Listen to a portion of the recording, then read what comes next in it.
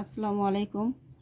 আজকে আমি কাচকি মাছের ভর্তা বানাবো। কাচকি মাছের শুটকি হলে শুকনো মরিচ ভেজে নিছি তেল দিয়ে, আর কাচকি মাছ ভালো করে পরিষ্কার করে ধুয়ে তেলে ভেজে নিছি, মশমশে করে ভেজে নিছি লবণ আর হলুদ দিয়া, আর পেঁয়াজ আর হইছে রসুন তেলে ভাজছি।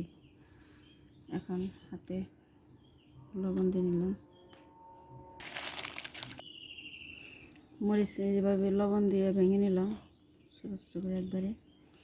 তারপরে মাখাবো সব এইভাবে করে মেখে নেবেন।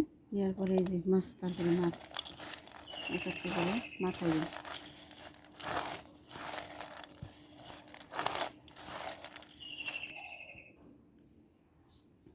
এই যে আমার ভর্তা বানানো শেষ। খেতে অনেক ভালো লাগে, খেয়ে দেখেন এরকম করে বানিয়ে।